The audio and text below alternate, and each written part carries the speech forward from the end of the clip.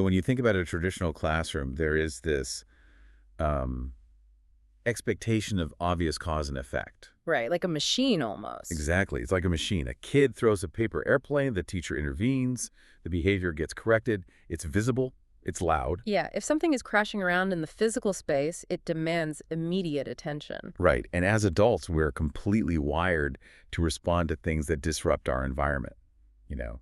But then you look at the source materials for today's deep dive, and suddenly that cause and effect is totally invisible. It really is. We are looking at a crisis that's completely silent. And because it's silent, we are missing a massive piece of the puzzle. So, welcome to the deep dive. Today, we are exploring a really fascinating and honestly critical guide from MentalSpace School regarding pediatric inattentive ADHD. Yeah, it covers clinical definitions, treatment protocols, and how this program is essentially trying to rewire K-12 mental health support in Georgia. If you love having those aha moments and you hate information overload, this topic is going to be a massive paradigm shift for you. Okay, let's unpack this. We always look for the squeaky wheel in the classroom, but today we're talking about the wheel that's quietly falling off the axle while nobody notices. That is such a perfect way to frame it, because to understand why we are missing so many of these students, we first have to fundamentally redefine what ADHD actually looks like in practice. Because the cultural myth is incredibly pervasive, right? Oh, totally. I mean, when I say ADHD, what is the very first image that pops into your head? I mean, it's the cliche. Yeah. The 8-year-old boy literally bouncing off the walls, interrupting the teacher, just unable to stay in his seat. Exactly. The hyperactive presentation. But the clinical reality of inattentive ADHD, which is what we're focusing on today, is completely different. It's the quiet daydreamer. Right. Picture a hypothetical kid, let's call her Sarah. She's sitting quietly in the third row, and the teacher thinks she's diligently reading.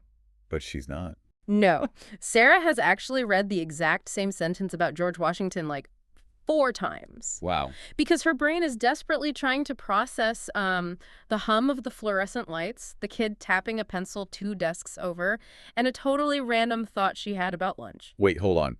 Losing focus and getting distracted by lunch? I have to push back a little here because that just sounds like being a 12-year-old. That's fair. How does a doctor actually separate a normal, scatterbrained kid from a clinical diagnosis? That is the exact skepticism we should be applying, honestly.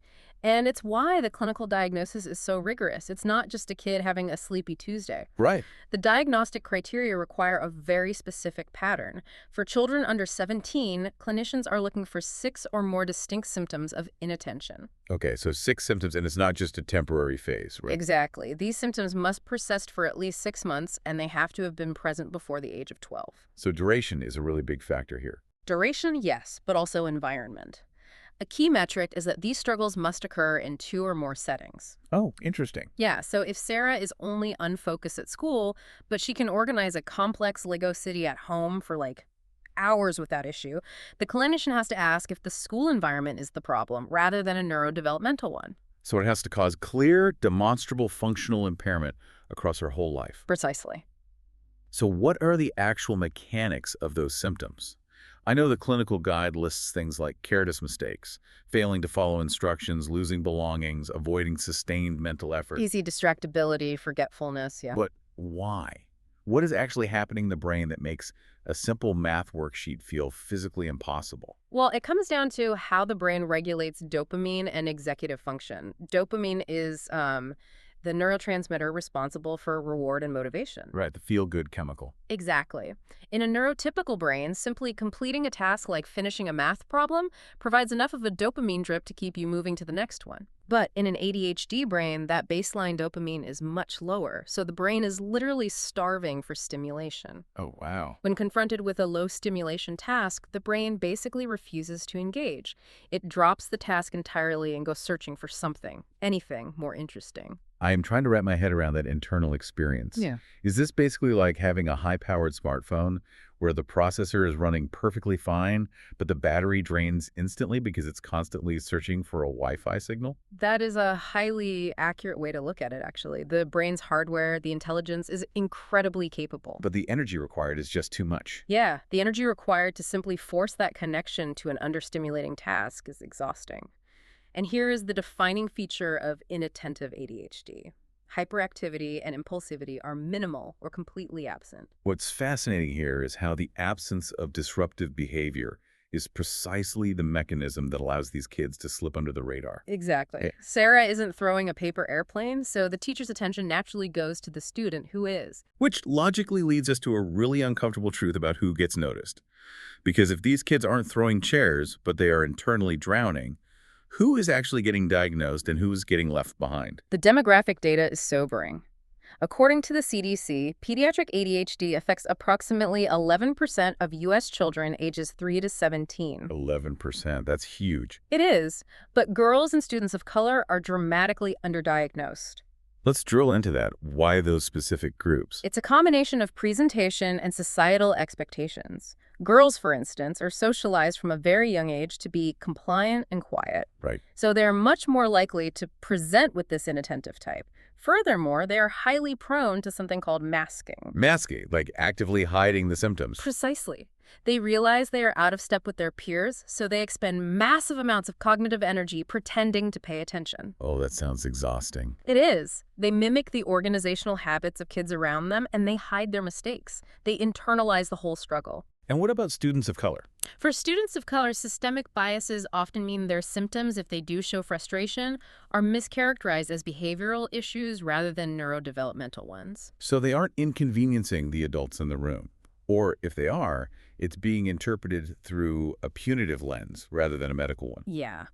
If we connect this to the bigger picture, we see that our educational triage system is heavily biased toward visible disruption rather than internal struggle. We treat the behaviors that bother us. Right. We treat the behaviors that bother the adults rather than the invisible friction that is wearing down the child. And the tragic result is that instead of receiving a medical diagnosis, these students are unfairly labeled. They get called lazy, spacey, or they're told they just aren't applying themselves. Exactly. It is incredibly frustrating. It really makes you wonder why we are so reliant on a student inconveniencing us, the adults, before we realize they need help. It's a massive systemic failure. But I imagine this leads to an inevitable breaking point.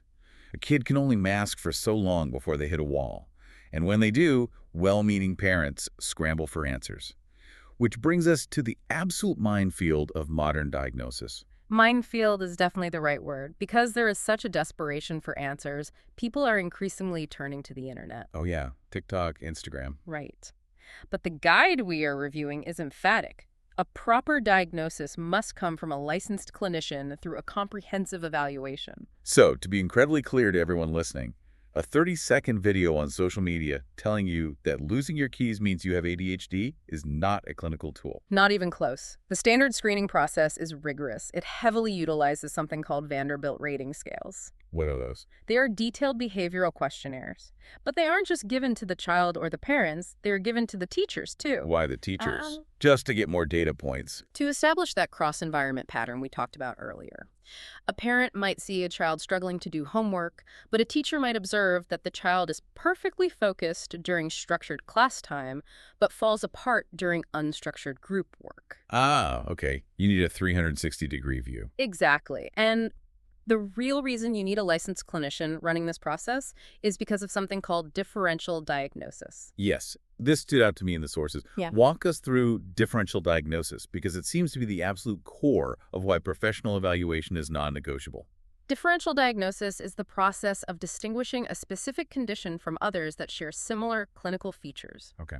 The reality is, inattention is a symptom of dozens of different things. The guide explains that severe anxiety, learning disorders like dyslexia, trauma, depression, and even sleep disorders can all produce a child who looks spaced out and unfocused. Because if a kid has sleep apnea and is waking up 30 times a night, of course their prefrontal cortex is going to be offline the next day during math class. Exactly. Their brain is exhausted. But treating sleep apnea is vastly different from treating a neurodevelopmental dopamine deficit. Here's where it gets really interesting. Treating inattention without doing that differential diagnosis is essentially like putting a piece of black tape over your car's check engine light. That's a great analogy. You see the symptom, the inattention, the light on the dashboard. But if the root cause is actually trauma and you treat it with ADHD stimulants, you're fixing the wrong engine part. And you aren't just failing to help, you might actively make the anxiety or trauma responses worse. That is the danger of self-diagnosis or rush evaluations. Wow. You might land on a fast answer, but an incorrect diagnosis leads to years of ineffective interventions. You have to identify the correct root cause. Okay, so let's say a family navigates this correctly. They bypass the internet quizzes, they get a licensed clinician, they gather the Vanderbilt scales, and they get a confirmed, proper clinical diagnosis of inattentive ADHD. What is the actual roadmap? Right, how do we actually help them? Exactly. How do we help the inattentive daydreamer? The gold standard, according to the clinical guidelines, is multimodal care. The foundational evidence for this comes from the MTA study. I saw that reference repeatedly in the guide. What exactly is the MTA study? It stands for the Multimodal Treatment Study of Children with ADHD. It was a massive landmark study conducted by the National Institute of Mental Health. Okay. They tracked hundreds of children over 14 months and divided them into different treatment groups. Some just got medication, some just got behavioral therapy, some got routine community care, and some got a combined multimodal approach. And I'm guessing the combined approach won out. Resoundingly, the study proved that combined treatment significantly outperforms single treatments, especially for moderate to severe ADHD. Really? Yeah, it improves not just the core symptoms, but also academic performance and family relations. So break down that multimodal approach for us. What are the actual tools in the toolbox here? It generally involves 3 pillars. First, behavioral interventions. Interestingly, the guide notes that behavioral parent training is actually the strongest single intervention for younger children. Wait, parent training, not just therapy for the kid. Yep, parent training. Second, school-based interventions, which means classroom accommodations, specific behavior plans, and organizational coaching for the student. And the third pillar. Third is pharmacotherapy, prescribed by a pediatrician or a child psychiatrist when indicated. The medical side. Stimulants, right? Primarily, yes. Stimulants like methylphenidate or amphetamines are highly effective for many. They work by blocking the reuptake of dopamine and norepinephrine. So it keeps those chemicals around longer. Exactly. It essentially keeps those crucial neurotransmitters in the brain's synapses longer, which allows the child to focus. But there are also non-stimulants like atomoxetine or guanfacine, which work differently. Why would you use a non-stimulant? They are typically used when stimulants aren't effective or have intolerable side effects for that specific child. So what does this all mean when you put it together?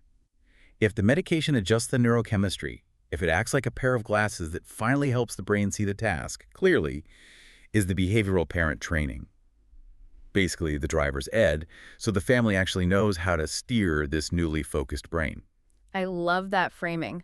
The medication creates the biological capacity for focus, but capacity alone does not teach a 12-year-old how to organize a messy backpack, right? Right, or how to break a massive science project into manageable daily tasks. Exactly, those are learned skills, and the parents need to learn how to prompt those skills without turning every single evening into a screaming match over homework. Which I'm sure happens a lot. This raises an important question about how we view treatment as a society. We can't just medicate the child and send them on their way. No. We have to support the entire ecosystem around them.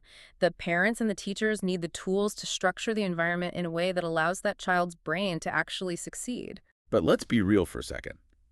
Knowing the gold standard treatment is great in theory. But the logistics of actually delivering that treatment to a student during the school day, that is a nightmare. Oh, it's incredibly difficult. I mean, if you tell a working parent that their child needs a comprehensive evaluation, weekly therapy, behavioral training for themselves, and medication management, you are asking them to navigate a labyrinth. Absolutely. Taking half a day off work, driving across town, sitting on wait lists for 6 months, fighting with insurance companies. It is a massive barrier.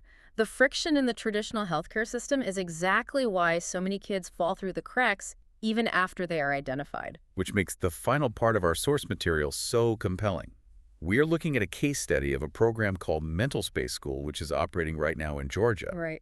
And their approach isn't just about offering therapy. It's about fundamentally dismantling that logistical labyrinth. They are providing comprehensive K-12 mental health support specifically designed for Georgia schools.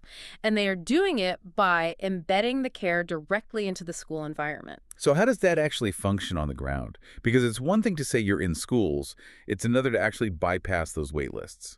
Their model is built on seamless integration. When a school identifies a student who is struggling, MentalSpace provides same-day teletherapy. Same day. That's unheard of. I know.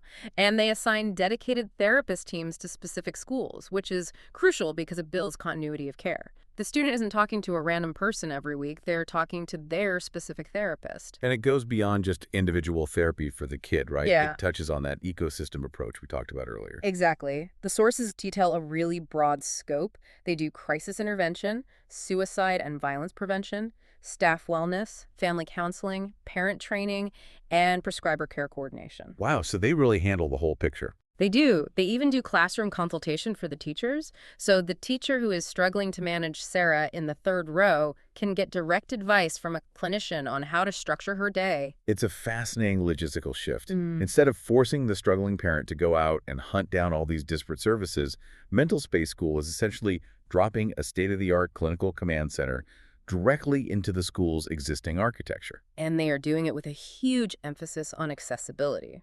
We talked earlier about how students of color are chronically underdiagnosed. Right. MentalSpace addresses this by ensuring their therapists are licensed, culturally competent, and diverse, which builds vital trust with the students. It's also fully FIPA and FERPA compliant, meaning privacy is completely locked down. But the real elephant in the room with mental health care is always the cost.